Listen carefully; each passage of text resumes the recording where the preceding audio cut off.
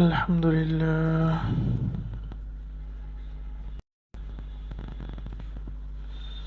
الحمد لله الحمد لله نحمده ونستعينه ونستغفره ونؤمن به ونتوكل عليه ونعوذ بالله من شرور أنفسنا ومن سيئات أعمالنا من يهده الله فلا مضل له ومن يضلل فلا هادي له ونشهد أن لا إله إلا الله وحده لا شريك له ونشهد أن سيدنا ومولانا محمدا عبده ورسوله صلى الله تعالى عليه وعلى آله وأصحابه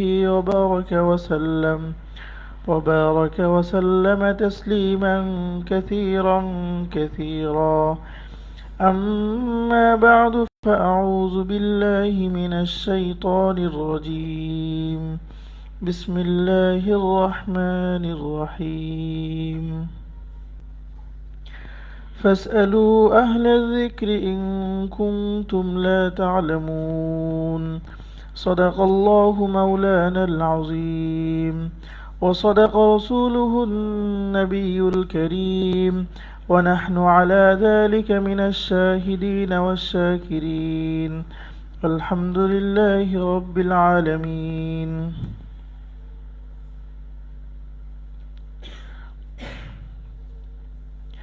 আলহামদুলিল্লাহ আল্লাহ পাকের দরবারে লাখো কোটি শুকরিয়া যে আল্লাহ তাআলা আমাদেরকে দ্বীনি একটা বিষয় নিয়ে এবং কিছু ইলমি মুজাকারার উদ্দেশ্যে আল্লাহ তাআলা আমাদেরকে এক জায়গায় হওয়ার তৌফিক দান করেছেন।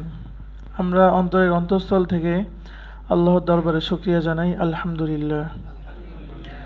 তো মধ্যসত্য ভোগ ও ইসলাম এই সম্পর্কে আমাদের আলোচনা চলছে। এটা খুবই গুরুত্বপূর্ণ আলোচনা। আল্লাহ তাআলার অশেষ রহমতে ইতিমধ্যে আমরা 3টা পর্ব শেষ করে ফেলেছি।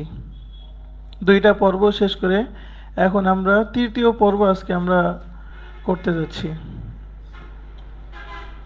আল্লাহ তাআলা আমাদেরকে আমাদের এই অনুষ্ঠানকে কবুল করেন এবং খুব সুন্দরভাবে আল্লাহ তাআলা এই অনুষ্ঠানের সুসমাপ্ত করার তৌফিক দান করেন এবং আল্লাহ তাআলা আমাদেরকে কথাগুলো সঠিক এবং সহজভাবে বলার তৌফিক দান করেন। তো ইতিমধ্যে যে 2টা মজলিস আমরা করেছি সেই 2টা মজলিসের আমাদের যে আলোচ্য বিষয় সেটার সংক্ষেপ হলো মধ্যসত্য ভোগ। এটার অর্থ হলো যে কোনো ব্যক্তি মাঝখানে ঢুকে কোনো সত্ত্ব বা কোনো কমিশন ভোগ করে। ইসলাম এটাকে পছন্দ করে না মৌলিকভাবে। বাকি কেউ যদি শর্ত মেনে এবং প্রয়োজনের মুহূর্তে যদি কোনো ব্যক্তি এই মধ্যসত্য ভোগের সাথে যদি যুক্ত হয় বা মধ্যসত্য যেটা সত্য যেটা এটা যদি সে ভোগ করে তাহলে বৈধ হবে। তো সেই শর্তগুলো যেগুলো থাকা যাবে না, যেগুলো মুক্ত হতে হবে, সেগুলো আমরা ইতিমধ্যে 4টা শর্ত নিয়ে আলোচনা করেছি। একটা শর্ত হলো যে মধ্যসত্য ভোগের কারণে কোনো মানুষের ক্ষতি হয়, জনসাধারণের ক্ষতি হয়, ক্রেতা বিক্রেতার ক্ষতি হয়, সেটা বৈধ হবে না। এবং আমরা আলোচনা করেছি যার থেকে আমরা কোনো লাভ বা কোনো সত্ত্ব ভোগ করব বিষয়টা তার জানা থাকতে হবে। তার অগোচরে ধোঁকা দিয়ে প্রতারণা করে যদি কেউ মধ্যসত্য ভোগ করে তাহলে সেটা বৈধ হবে না। এবং আমরা গতকাল এটা আলোচনা করেছি যে দালাল যে মধ্যসত্য ভোগী সে যে কাজটা করছে সে কাজটা সমাজের মধ্যে বিনিময়যোগ্য হওয়া। যদি বিষয়টা এমন হয় যে সমাজের দৃষ্টিতে সেই কাজটা বিনিময়যোগ্য কোনো কাজ না, তাহলে শরীয়তে ওই কাজ করে কোনো বিনিময় গ্রহণ করা বৈধ হবে না। আমরা এগুলার অনেকগুলো সূরত নিয়ে আমরা আলোচনা করেছি, বিশ্লেষণ করেছি। তো আজকে আমরা কয়েকটা শর্ত নিয়ে আলোচনা করার ইচ্ছা করেছি। আল্লাহ তাআলা আমাদেরকে তৌফিক দান করেন। তো তার মধ্যে একটা বিষয় আছে যে আমলটা সমাজের দৃষ্টিতে বিনিময়যোগ্য, সাথে সাথে সেই কাজটা সমাজের দৃষ্টিতেও বিনিময়যোগ্য হওয়া, শরিয়াতের দৃষ্টিতেও বিনিময়যোগ্য হওয়া। সমাজের দৃষ্টিতে বিনিময়যোগ্য, কিন্তু সেই কাজটা যদি শরিয়াতের দৃষ্টিতে বিনিময়যোগ্য না হয়, তাহলে সেটার পারিশ্রমিক গ্রহণ করা বৈধ হবে না, সেটার পারিশ্রমিক গ্রহণ করা বৈধ হবে না।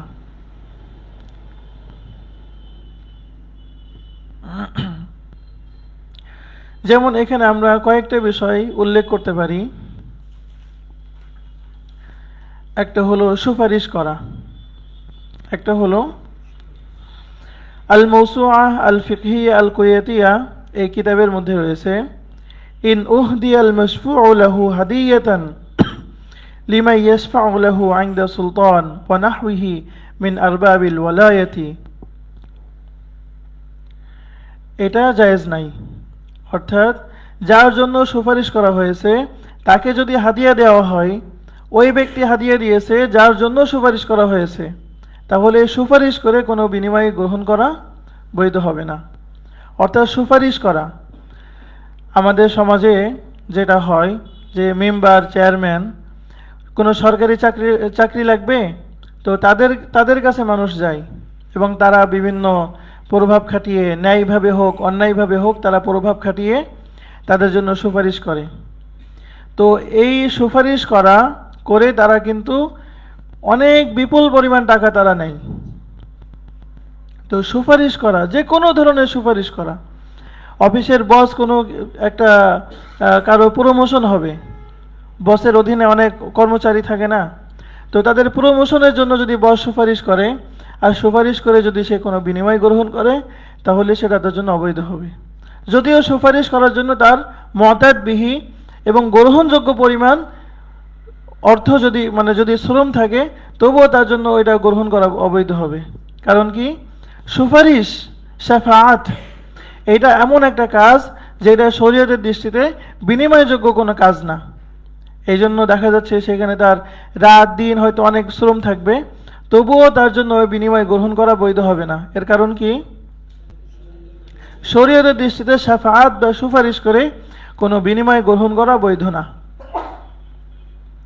এই জন্য এই চাকরি বাকরি ইত্যাদিতে যেই সুপারিশের যেই আমাদের সংস্কৃতি আমাদের সমাজে প্রচলিত আছে, এইটা থেকে আমাদেরকে বের হয়ে আসতে হবে। আল্লাহ তাআলা আমাদেরকে বোঝার তৌফিক দান করেন। এবং এটা যে হারাম, নাজায়েজ, এটা সম্পূর্ণ যে সুদ এবং এটা ঘুষ, আল্লাহ তাআলা এটা আমাদেরকে বোঝার তৌফিক দান করেন। আচ্ছা, আরেকটা বিষয় এখানে আমরা উদাহরণস্বরূপ উল্লেখ করতে পারি, সেটা হলো কাফালত। সেটা আপনারা বুহুস ফি কযায়া ফিকহিয়া মুআসারা এটার মধ্যে পড়েছেন। অর্থাৎ ঋণ দেয়নি, বরং ঋণ দেওয়ার গ্যারান্টি নিয়েছে। অর্থাৎ কোনো ব্যক্তি দোকান থেকে কোনো কিছু কিনবে, তো দোকানদার তাকে সেটা দিবে না, তাকে বিশ্বাস করছে না। তো আরেকজন পরিচিত ব্যক্তি সে এসে দোকানদারকে বলছে, ভাই আপনি তাকে ওটা দেন, যদি সে মূল্য পরিশোধ না করে তাহলে সেটার দায়িত্ব আমার। তো এই যে দায়িত্ব সে গ্রহণ করলো, সে কি একটা কাজ করলো না? সে কি একটা ঝুঁকি নিল না? কিন্তু এই কাফালত, এটা শরীয়তের দৃষ্টিতে এটা তাবাররু, অর্থাৎ মানুষ স্বেচ্ছায় আল্লাহ তাআলাকে রাজি খুশি করার জন্য করবে, এটার নাম কাফালত। এই জন্য কাফালত যদি কেউ কাফালতের দায়িত্ব গ্রহণ করে, তাহলে সেটার সে বিনিময় গ্রহণ করতে পারবে না। তাহলে শুধু সমাজের দৃষ্টিতেই বিনিময়যোগ্য হলে হবে না, কাজটা এমন হতে হবে যেটা শরীয়তের দৃষ্টিতেও বিনিময়যোগ্য হতে হবে। এরপরে শুধু গতকালকেও বলেছিলাম, শুধুমাত্র পরামর্শ দেওয়া, শুধুমাত্র পরামর্শ দিয়ে কোনো ব্যক্তি বিনিময় গ্রহণ করতে পারবে না।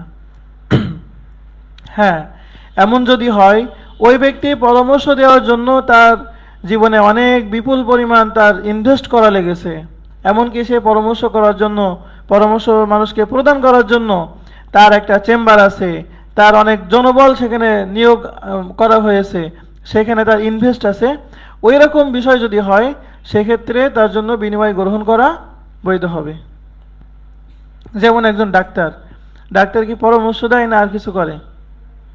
কিন্তু এই পরামর্শটুকু তাকে দেওয়ার জন্য তাকে হলো 10 বছর, 15 বছর, 20 বছর তাকে লেখাপড়া করতে হয়েছে।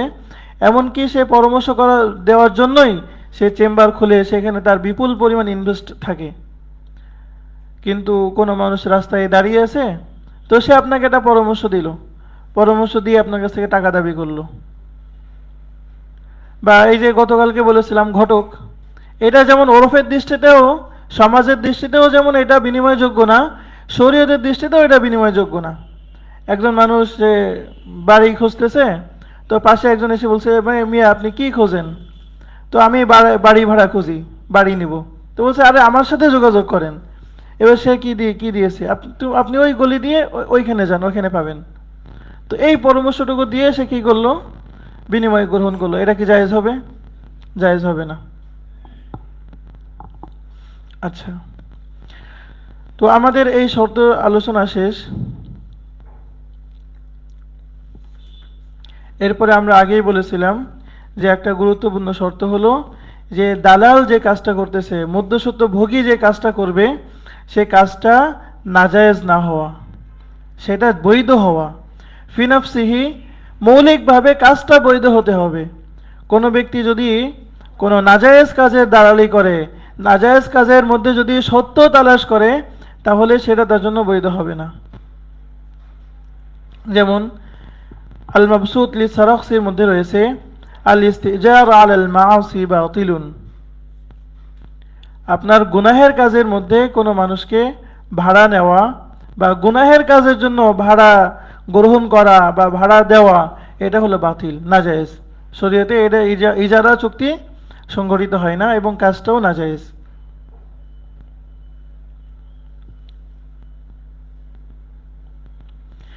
আর এখানে খুব বিখ্যাত ইখতিলাফ রয়েছে ইমাম আবু হানিফা রাহিমাহুল্লাহ এবং সাহিবাইনের মধ্যে।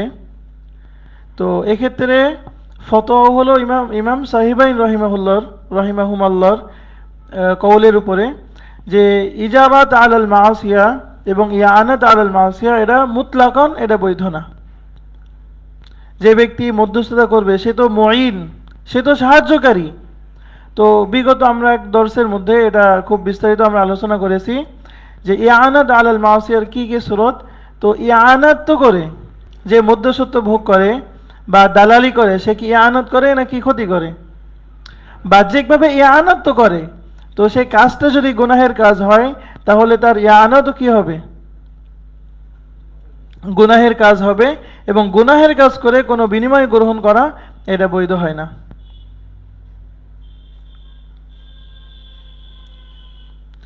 আহকামুল কোরআন লিল জাসসাসের মধ্যে রয়েছে আও হাওয়ামাতহু শরিয়াতু ওয়া ইন তাবাত বিহি নাফসু মালিকিহি। যেটা শরীয়ত হারাম করছে, সেটা মালিক যদি স্বেচ্ছায় দেয় তবুও সেটা হারাম। মালিক যদি একেবারে মিন তিবিন নাফস, খুব একেবারেই দিল খুলে দিচ্ছে, কিন্তু শরীয়ত হারাম করেছে, সেটা কি জায়েজ হবে? সেটা কখনোই জায়েজ হবে না। তো এটার কিছু মিসাল নিয়ে আমরা আলোচনা করি। আপনারা বলতে পারেন যে নাজায়েজ কাজের দালালি কেমন হয়?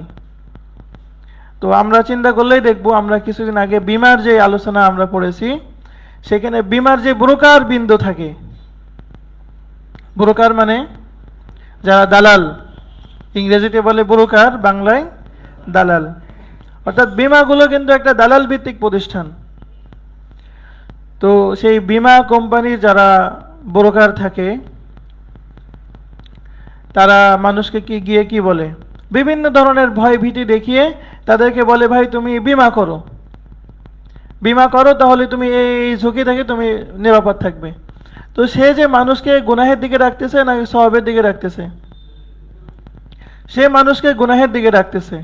কারণ বীমা এটা সম্পূর্ণ, এখানে সুদ আছে, এখানে গরর আছে, এখানে কিমার আছে, এখানে শরীয়তে ইসলামের এমন অনেক সুদ আছে, এখানে অনেক ধরনের কি আছে, নাজায়েজ কাজের একটা সমষ্টির নাম হলো বীমা। তো ওই দালাল গিয়ে যদি সে বীমার দিকে ডাকে আর সেখান থেকে যদি সে কোনো পার্সেন্টেজ বা কমিশন গ্রহণ করে, এটা সম্পূর্ণ হারাম হবে। কারণ সে হারাম কাজের জন্য, সে হারাম কাজ করেছে, এই জন্য তার বিনিময় কি হবে? হারাম হবে।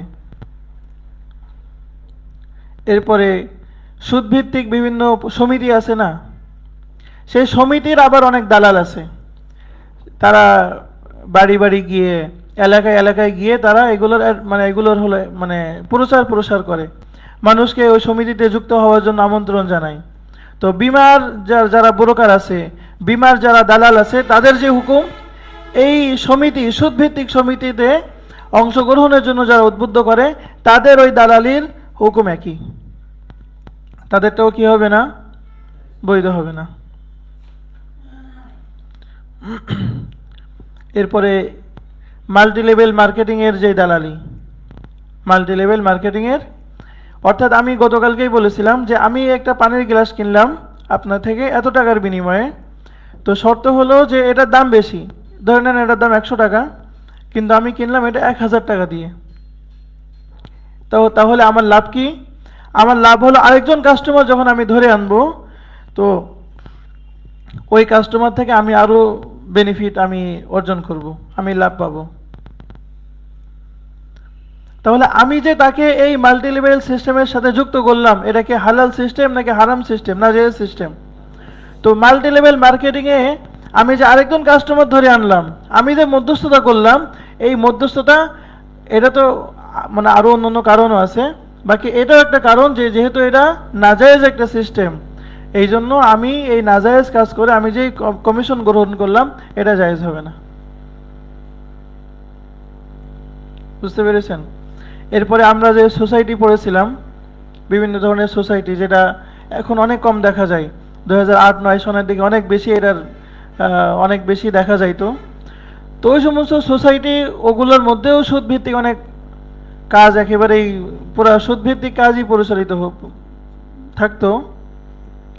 তো ওই সোসাইটির যারা ব্রোকার ছিল, যারা দালাল ছিল, তো তারা যে মানুষের কাছে কাছে গিয়ে যে বলতো যে ভাই তুমি এই সোসাইটিতে যুক্ত হও, এই এই ফজিলত ওই ফজিলত, তো তোমার হলো এই পরিমাণ লাভ দেওয়া হবে, ওই পরিমাণ লাভ দেওয়া হবে।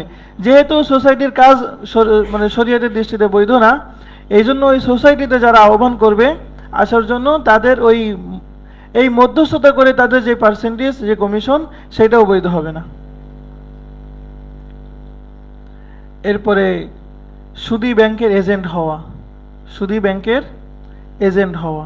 ধরে নেন যে আপনি হলো একেবারে সুদী একটা ব্যাংকের এজেন্ট খুলে আপনি বসলেন। তো এজেন্ট খুলে বসা মানে ওই ব্যাংকের সাথে আপনি লেনদেনে একটা মধ্যস্থতা আপনি করছেন।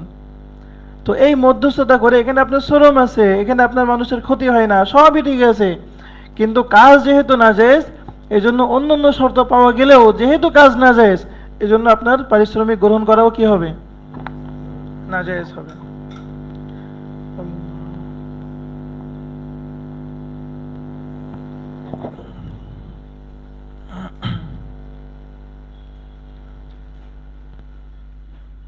তাহলে আমরা বেশ অনেকগুলো বিষয় নিয়ে আমরা আলোচনা করলাম যে দালাল যে কাজটা করবে সে কাজটা মৌলিকভাবে বৈধ হতে হবে, সেই কাজটাই যদি অবৈধ হয় তাহলে তার পারিশ্রমিক গ্রহণ করা কোনোভাবেই বৈধ হবে না।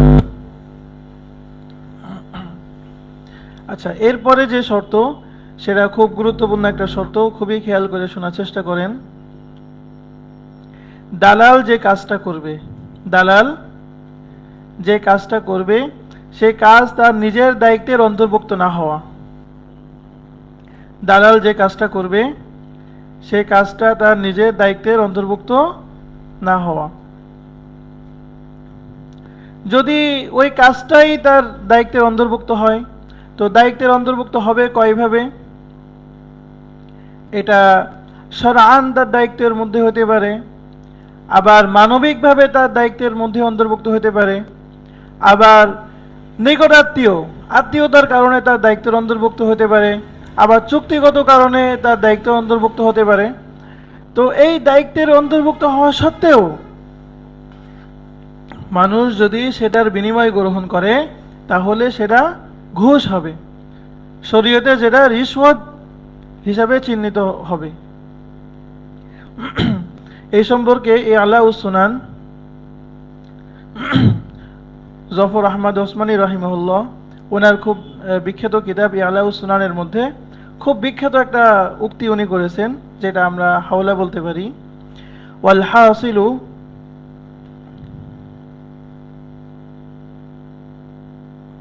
والحاصل أن حد الرشوة ما يؤخذ عما وجب على الشخص আপনার সার কথা হলো যে সুদ বলা হয়, সুদের সংজ্ঞা হলো যে মা ইউখাযু আম্মা ওয়াজাবা আলা শাখসি, কোনো ব্যক্তির উপরে যেটা আবশ্যক হয় সেই আবশ্যকীয় কাজ করে যেই বিনিময় মানুষ গ্রহণ করে সেটার নাম কি? ঘুষ। রিশওয়াত মানে যেটা আমরা ঘুষ হিসাবে চিনি।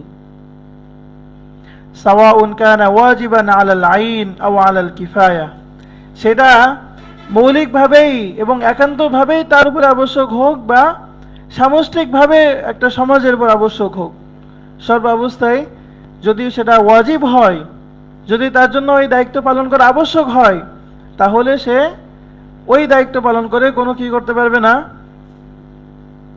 উজরত, কোনো পারিশ্রমিক গ্রহণ করতে পারবে না। ওয়া সাওয়াউন কানা ওয়াজিবান হাক্কান লিশ-শারঈ, এবং চাই এই ওয়াজিবটা শরীয়তের কারণে হোক, আও কানা ওয়াজিবান আকদান, অথবা সেটা কোনো চুক্তির কারণে হোক। কামান আজারা নাফসাহু লিইকামাতি আমরি মিনাল উমুরিল মুতাআল্লিকাতি বিল উমুরিদ দ্বীন, যেমন কোনো দুনিয়া, যেমন কোনো কাজের জন্য সে নিজেকে ভাড়া দিয়েছে। সে মনে করেন যে ডাক্তারের উদাহরণ আমরা দিই, ডাক্তার একটা রোগীর কাছ থেকে ফি নিয়ে কেমন যেন ডাক্তার ওই সময়ের জন্য নিজেকে রোগীর কাছে ভাড়া দিয়েছে। ওই সময়ের মধ্যে সেই রোগীর কি কি করা দরকার সেটা করার জন্য ডাক্তারের উপরে একটা নৈতিক এবং এই চুক্তিগতভাবে দায়িত্ব। সে ওষুধ লিখবে, সে টেস্ট মানে কি কি করতে হবে, কোথা থেকে করতে হবে, এই পরামর্শ দিবে। এই জন্যই কিন্তু রোগীর সাথে সে চুক্তিবদ্ধ হয়েছে। এখন যদি সে বলে যে আমি ডায়াগনস্টিক সেন্টার থেকে কমিশন গ্রহণ করব, ওষুধ কোম্পানি থেকে আমি কমিশন গ্রহণ করব, তাহলে সে আকদান চুক্তিগতভাবে সে দায়িত্ব যে দায়িত্ব তার উপরে অর্পিত হয়েছে সেই দায়িত্ব পালন করে সে আরেক পক্ষ থেকে সে টাকা মানে কমিশন গ্রহণ করছে। এইটা বৈধ না, এটা কি হবে না? এটা যদি নেয় তাহলে এটা সম্পূর্ণ ঘুষ হবে, এটা কি হবে? রিশওয়াত হবে, উৎকোচ হবে। আচ্ছা, আমরা এখানে বেশ কিছু উদাহরণ উল্লেখ করব, যে উদাহরণগুলোর মাধ্যমে আমাদের এটা খুব সুন্দরভাবে আমাদের সামনে ইনশাল্লাহ পরিষ্কার হয়ে যাবে। বিভিন্ন বড় বড় কোম্পানির পারচেজ অফিসার থাকে। কে থাকে? পারচেজ অফিসার বলেন, বা মার্কেটিং অফিসার, বা মার্কেটিং ডিরেক্টর বলেন। তো তাদের কাছ থেকে ওই কোম্পানির যা কিছু কেনাকাটার প্রয়োজন সে কিনবে।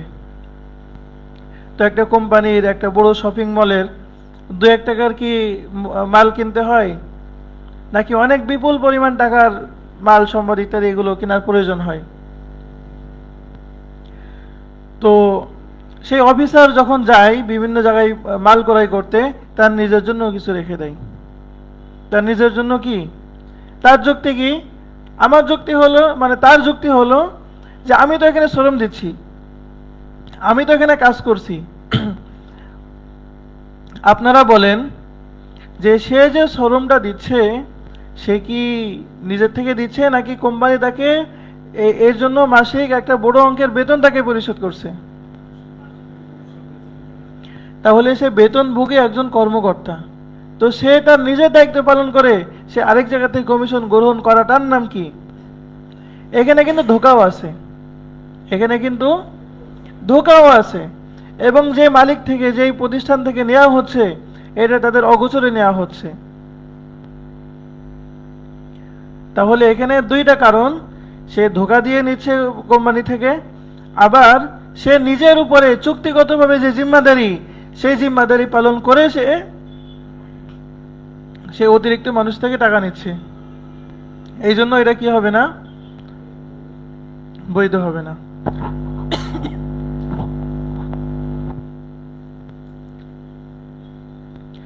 আচ্ছা,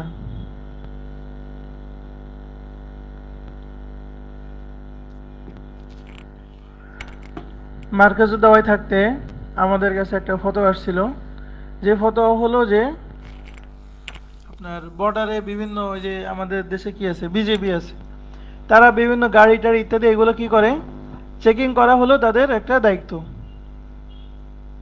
তাদের স্পেশাল আবার ফোর্স থাকে, তাদের দায়িত্ব হলো যে বর্ডার ক্রস করে যে সমস্ত গাড়ি, সেই সমস্ত গাড়িতে কি সমস্যা বা কি আছে না আছে সেগুলো কি করা।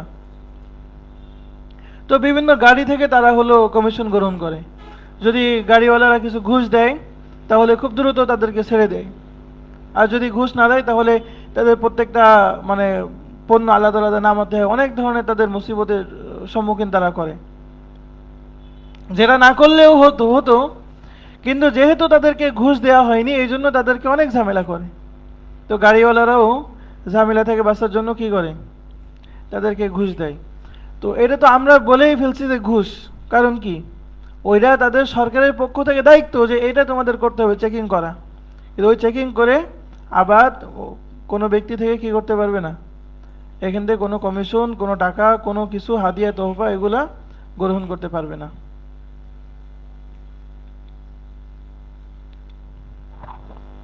এরপরে আমাদের সমাজে যারা সরকারি বড় বড় কর্মকর্তা আছে, এমপি মন্ত্রী আছে, তাদের যারা পিএস থাকে, পার্সোনাল অ্যাসিস্ট্যান্ট, ব্যক্তিগত সহকারী, তো ওই রকম বড় বড় মানুষের সাক্ষাৎ অনেকের প্রয়োজন হয়। ওই রকম বড় বড় মানুষের সাক্ষাৎ অনেকের প্রয়োজন হয়। তো সেই সাক্ষাৎ যারা প্রার্থনা করে, যারা চায়, এই পিএসরা তাদের থেকে একটা বড় অঙ্কের বা অনেক ক্ষেত্রে বিভিন্ন অঙ্কের তারা পারিশ্রমিক দাবি করে থাকে। যে বলে যে ঠিক আছে, যে আপনি স্যারের কাছে যাবেন, তো আমাকে আমার বিল পরিশোধ করেন। সেই স্যার তাকে রেখেছেই তো ওই কাজের জন্য, যে মানুষজন আমার সাথে যেই সরাসরি আমার কাছে আসবে, তো সেটা নিয়ন্ত্রণ করার জন্যই তো তাকে নিয়োগ দেওয়া হয়েছে। এখন সে যদি বলে যে আমাকে আবার আলাদা আলাদা পারিশ্রমিক দিতে হবে, তাহলে সেটা কি হবে না, বৈধ হবে না। এরপরে অনেক জায়গায় এরকম শোনা গিয়েছে যে সরকারি ডাক্তার যখন সে সরকারি ওই সময়ের মধ্যে দেখবে, তখন সরকারি নির্ধারিত 5 টাকা 10 টাকা এই দিয়েই তো মানুষ ডাক্তার দেখায় নাকি। কিন্তু সরকারি হসপিটালে বসেই অনেক রোগীকে তারা পার্সোনালভাবে বসায়, বসিয়ে বলে যে আমি আপনাকে স্পেশালভাবে দেখবো, আমাকে স্পেশাল ফি দিতে হবে। তো ওই যে স্পেশালভাবে দেখে তাদের থেকে আলাদা ফি গ্রহণ করা, এটা একেবারেই নাজায়েজ। কারণ সরকার বলেছে এই সময় থেকে এই সময় পর্যন্ত তোমাকে আমি ভাড়া নিলাম, এই সময়ের মধ্যে আমার রোগীগুলো তোমাকে দেখতে হবে আমার নির্ধারিত ফি এর বিনিময়ে। তার জন্য ডাক্তারদের মোটা অঙ্কের বেতনও দেওয়া হয়, কিন্তু সে সরকারের ওই কাজ করে আবার যদি রোগীদের থেকে সে যদি ফি গ্রহণ করে, এটা কি হবে। এরপরে বড় বড় ডাক্তার যারা থাকে তাদের হলো সিরিয়াল মেনটেন করার জন্য লোক থাকে। তো এখন আপনার হঠাৎ দরকার যে আজকে রাতে আপনার ডাক্তার দেখাতে হবে, আপনি ফোন দিবেন বা সেখানে যাবেন, বলবে যে কোনো খালি নাই, সব ভরা, আরও অতিরিক্ত 5টা আছে। তো নিজ দিয়ে কেউ যদি 500 টাকা দেয় যে রাখো, তখন কি সিরিয়াল বের হয় না বের হয় না? সিরিয়াল বের হয়। তো তাকে নিয়োগ দেওয়া হয়েছে সিরিয়াল মেনটেন করার জন্য। তো সে যদি এখানে তার এই কাজ করে অন্যের থেকে যদি কোনো টাকা সে গ্রহণ করে, তাহলে এটা কি হবে না। এবং খুব স্বাভাবিকভাবে এখানে তার এমন কোনো আমল, এমন কোনো শ্রম নাই যার কারণে সে টাকা পাইতে পারে। তো যেহেতু সে নিজের জিম্মাদারি পালন করে অন্যের থেকে বিনিময় গ্রহণ করছে, এই জন্য তার এই বিনিময় গ্রহণ করাটা কি হবে, রিশওয়াত তথা সুদ হবে, রিশওয়াত তথা ঘুষ বলে গণ্য হবে।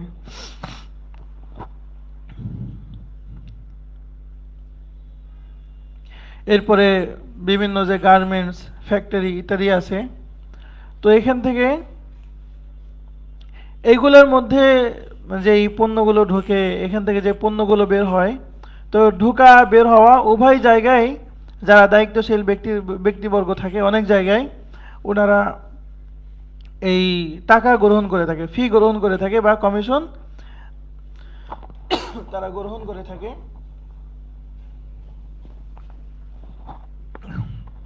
এইগুলাও শরীয়তের দৃষ্টিতে সম্পূর্ণ রিশওয়াত তথা ঘুষ বলে গণ্য হবে। আচ্ছা, এরপরে আমরা আরেকটা শর্ত বলেছিলাম, এটা এটা আমাদের সর্বশেষ শর্ত।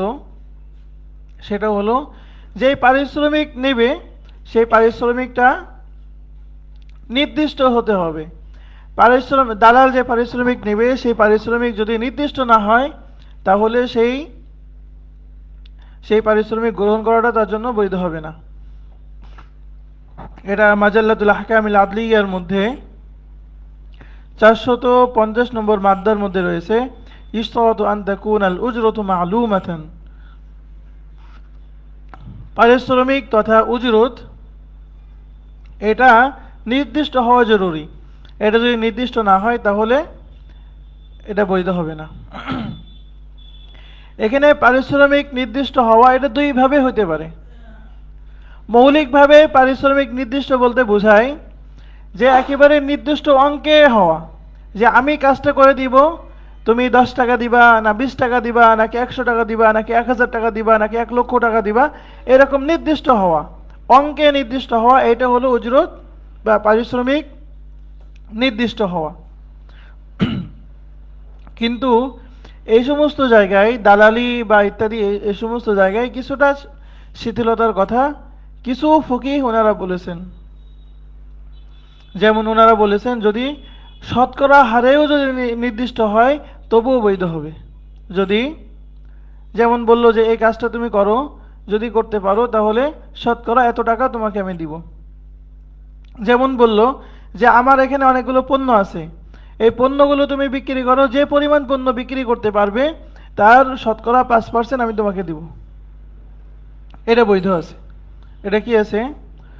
মুসান্নাফ ইবনে আবি শাইবা এর 20,774 নম্বর বর্ণনা এসেছে আনিস জুহরি কল, ইমাম জুহরি রাহিমাহুল্লাহ থেকে বর্ণিত আছে, ইদা দাফা আর-রাজুলু ইলা রাজুলি মাতাআন, কোন ব্যক্তি অপর ব্যক্তিকে কোনো পণ্য দিয়েছে, ফাকালা, এরপরে ওই কিছু পণ্য দিয়ে তাকে বলেছে, মাস্তাহসালতা ফাহুয়া লাক আও ফাবাইনি ওয়া বাইনাকা ফালা বা'সা বিহি, যে এইগুলা বিক্রি করে তোমার যা হাসিল হবে তার থেকে সেটা তোমার, অথবা সেটা তোমার আর আমার মধ্যে বণ্টিত হবে।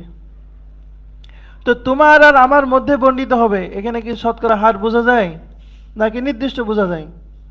শতকরা হার বোঝা যায়, ফাহুয়া বাইনি ওয়া বাইনাক, সেটা আমি আর তুমি পাবো, ভাগ করে নিব। তো ভাগ হয় কি, কিসের মাধ্যমে ভাগ হয়? শতকরা হারের মাধ্যমে ভাগ হয়। তাহলে উজরত মালুম হওয়া, এটা দুইটা পদ্ধতি আমরা জানলাম। তো এখানে দু একটা উদাহরণ আমরা বলি, যেমন ঘটক। যেমন ঘটক, ধরে নেন আমরা তো গতকালকে একটা সুরত দেখিয়েছি যে শ্রম নাই, এই জন্য ঘটক তার পারিশ্রমিক পাবে না। কিন্তু গতকালকে বলেছিলাম যদি শ্রম থাকে, ঘটক ধরে নেন যে একবার ছেলের বাড়িতে গিয়েছে, একবার মেয়ের বাড়িতে গিয়েছে, আর ঘটকের হাতে তো ছাতা থাকেই। কি কারণে থাকে? তাকে রোদে বৃষ্টিতে তার হলো থেমে থাকলে হবে না, তাকে দৌড়াতে হবে। তো সে দৌড়াইছে, অর্থাৎ তার শ্রম আছে। তো শ্রম আছে, তো সে কি পারিশ্রমিক পাবে নাকি পাবে না? কিন্তু অধিকাংশ সময় এমন হয় যে ঘটকের পারিশ্রমিক পুরো নির্দিষ্ট থাকে না। কি বলে, আরে দিয়েন দিয়েন, অসুবিধা নেই, আমি কি আপনাকে এখন করে টাকা যাচ্ছি, আপনার যা মনে চায় তাই দিয়েন, এটা বলে কি না? বলে আগে কাজ হোক না, এরপরে দেখা যাবে, কাজ হয়নি এখন আপনি শুধু এই নিয়ে আছেন, এটা না। বরং নির্দিষ্ট করা যে এই কাজটা হয়ে গেলে আপনি কি পরিমাণ আমাকে আপনি দিবেন। এখানে একটা সূক্ষ্ম কথা বলি, আপনি এখানে আমাকে বলতে পারেন যে ইজারার মধ্যে তো দুইটাই মালুম হতে হয়, কাজ মালুম হতে হয়, পারিশ্রমিক মালুম হতে হয়। এখানে কাজ কি মালুম? এমন হতে পারে ঘটকের একদিনেই কাজ হয়ে গেল, আবার এমন হতে পারে ঘটকের এক মাসেও হলো না, 2 মাসে হলো, এমন কি হবে না? অথচ তার পারিশ্রমিক যেটা সেটা তো নির্ধারিত, তাহলে এটার সমাধান কি? তাহলে এটার সমাধান কি? দেখেন, শরীয়তে একটা হলো যে সরাসরি ইজারা, শরীয়তে একটা হলো সরাসরি ইজারা, আর একটা হলো সরকার মানে শরীয়তে একটা শব্দ আছে, সেটার নাম হলো সামসারা। সেই শব্দটার নাম সামসারা। তো সামসারার মধ্যে, অর্থাৎ এই যে দালালি, যেটা আমরা কি বলি, দালালি। তো এই দালালির মধ্যে সম্পূর্ণ একেবারে পুরোপুরি ইজারা চুক্তিটা তাম হয় না। সামসারার মধ্যে কি হয় না? ইজারা চুক্তি পুরোপুরি তাম হয় না।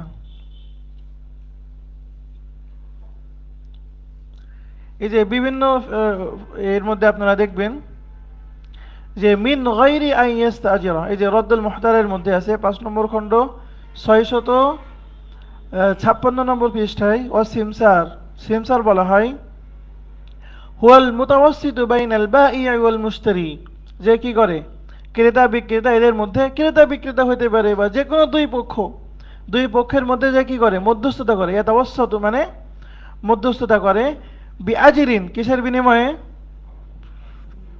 পারিশ্রমিকের বিনিময়ে, মিন গায়রি আন ইস্তাজিরা, তবে তার সাথে পরিপূর্ণ কি হয় না? ইজারা চুক্তি তাম হয় না। ইজারা চুক্তি তাম হওয়া ছাড়াই কি পারিশ্রমিকের বিনিময়ে সে কাজ করে। তাহলে এখানে কিছুটা ছাড় আছে, অর্থাৎ উজরত মালুম হতে হবে, কিন্তু কাজ যদি একেবারেই পুরাপুরি একেবারে ধরা বাঁধা, একেবারেই মানে সময় দিন তারিখ এটা ঠিক না করলেও এটা বৈধ আছে, কারণ ইজারা চুক্তি পরিপূর্ণ এখানে তাম হয় না।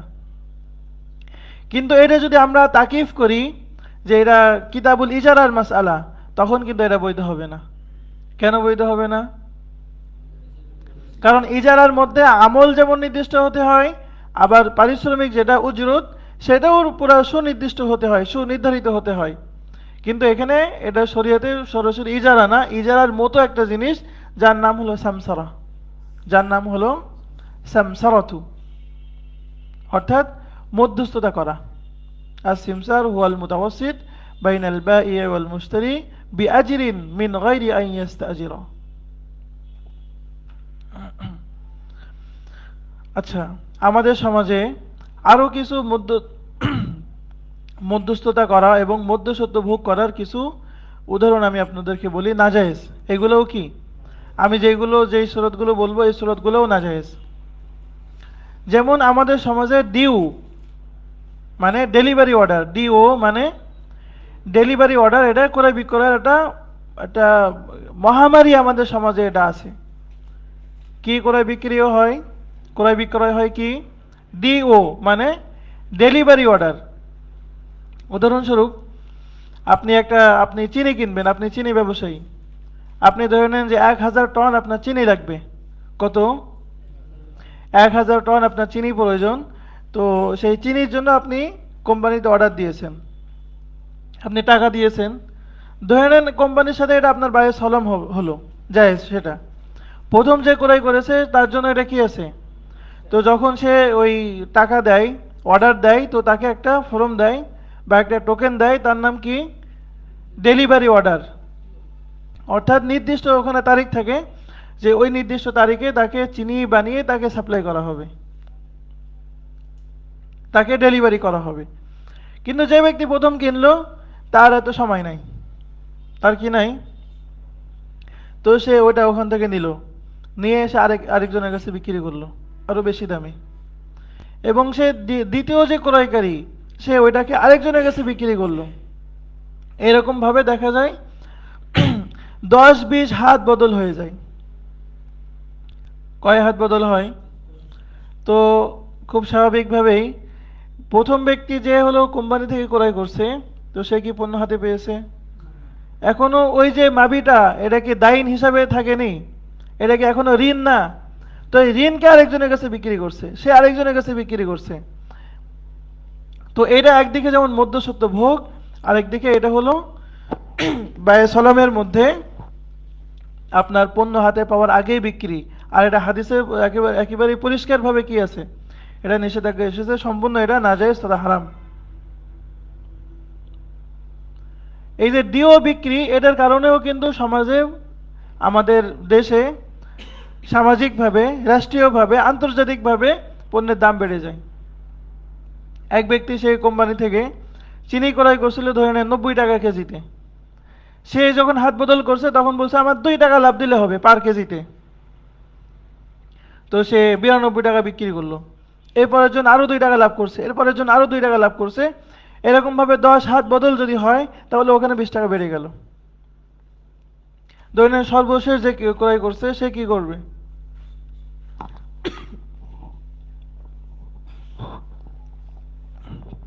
সর্বশেষ যে ক্রয় করছে সে এটা ব্যবসায়ীদের কাছে বিক্রি করবে, কিন্তু তার হাতে যেতে যেতে সেটা 20 টাকা দাম বেড়ে গেছে।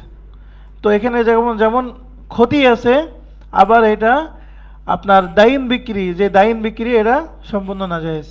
এবং বায়ে সলমের মধ্যে যে পণ্যের ব্যাপারে সলম করা হয় সেটা গ্রহণ করার পূর্বে বিক্রি করা হাদিসের ভাষায় সম্পূর্ণ নাজায়েজ। এরপরে আমাদের সমাজে এলসি ক্রয় বিক্রয় হয়। কি হয়? এলসি ক্রয় বিক্রয় হয়, অর্থাৎ ওই যে ব্যাংকে হলো কোনো ব্যক্তি বিদেশ থেকে পণ্য নিয়ে আসবে। এখন ধরে নেন যে পণ্য সে ক্রয় করছে, পণ্য এখন হাতে পায়নি, আগে থেকে সে বিক্রি করে দিয়েছে। ধরে নেন 1000 পিস ল্যাপটপ সে বিদেশে অর্ডার দিয়েছে। কত পিস ল্যাপটপ? 1000 পিস ল্যাপটপ সে বিদেশে অর্ডার দিয়েছে।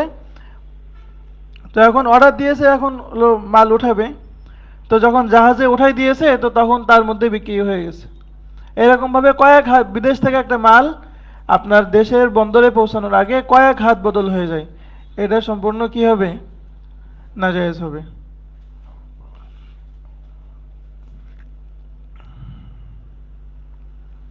এরপর আরেকটা বিষয় আমি বলি, যে মাদ্রাসা মসজিদগুলোতে অনেক ব্যক্তি এমন থাকেন, উনি কালেক্টর বলে, মাদ্রাসা মসজিদের কি, অর্থাৎ বিভিন্ন জায়গা থেকে উনি কালেকশন করে নিয়ে আসে। ওনার দায়িত্ব কি? কালেকশন করা।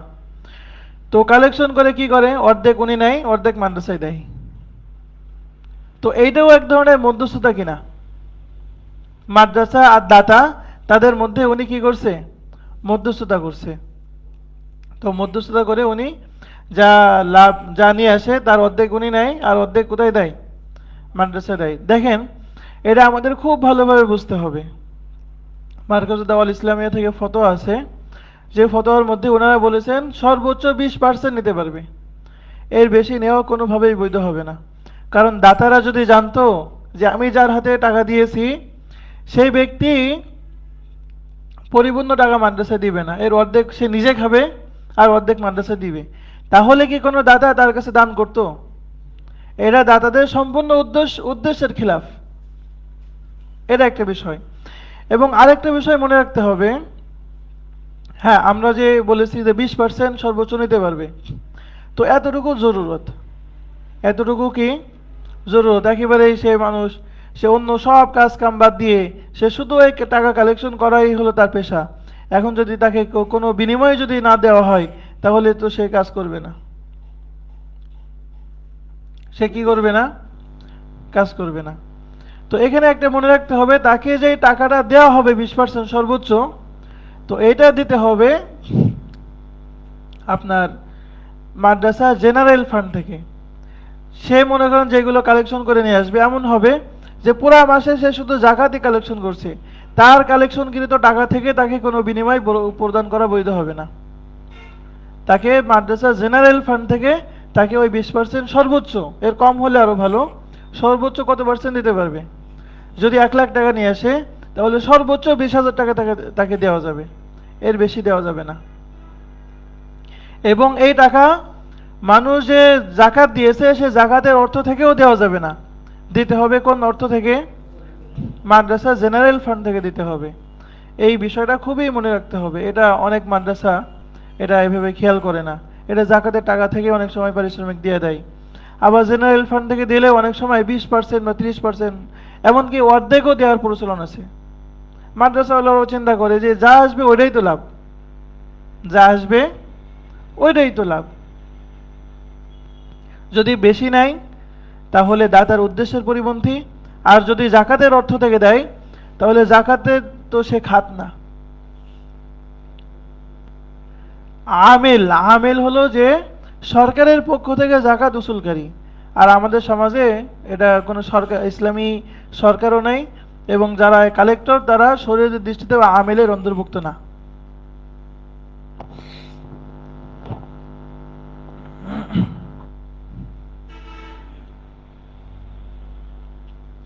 এবং মধ্যস্থতা করার আরেকটা যেই সুরত, সেটা হলো যেটা আমরা দালালি ভাবেই, দালালি নামেই আমরা যেটা চিনি, যেটাকে শরীয়তের ভাষায় নাজাস বলে। কি বলে? নাজাস। অর্থাৎ ক্রয় করার উদ্দেশ্য থাকে না, উদ্দেশ্য থাকে দাম বাড়িয়ে দেওয়া।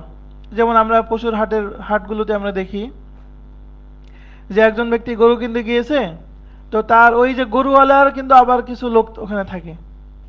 গরুওয়ালার কি থাকে? লোক থাকে। এখন শুধু গরুর মধ্যে না, বিভিন্ন জায়গায় এরকম থাকে। একেবারে অদ্ভুত একটা জিনিস। ধরে নেন এটা আমি একটা সোনালী কালার টালার করে আমি একটা এমন একটা সুরাত দাঁড় করালাম, এবং আরো মনে করেন দু একজন মানুষ আমি এরকম আগে থেকে ভাড়া করে রাখলাম, তারা বললো না এটা তো এত টাকা, না এটা এত টাকা, এরকম বলে বলে বলে বলে একটা জিনিসের অস্বাভাবিকভাবে দাম বাড়িয়ে ফেলে। অথচ যারা এটা দাম বাড়ায় তাদের হলো ক্রয় করার উদ্দেশ্য না। এটা নবী করিম সাল্লাল্লাহু আলাইহি ওয়াসাল্লাম হাদিসের মধ্যে স্পষ্টভাবে নিষেধ করেছেন, এটাও কি হবে না? জায়েজ হবে না। এরপরে যেটা আড়তদারি ব্যবস্থা, সিন্ডিকেট করে মানুষ। মানুষ কি করে? বিভিন্ন খাদ্যদ্রব্য বা বিভিন্ন কিছু মানুষ সিন্ডিকেট করে রাখে। এটা, এই সিন্ডিকেট করা এটাও এক ধরনের মধ্যস্থতা করা।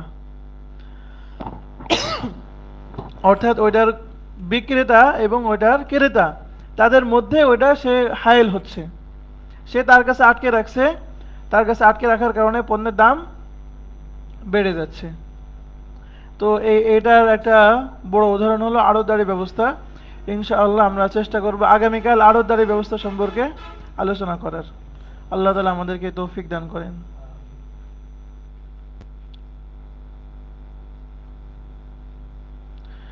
তো আগামীকাল আড়তদারি ব্যবস্থার সাথে সাথে আমরা যে বিষয়টা আলোচনা করব সেটা হলো এই যে মধ্যস্বত্ব ভোগ সম্পর্কে কিছু জায়েজ সুরত।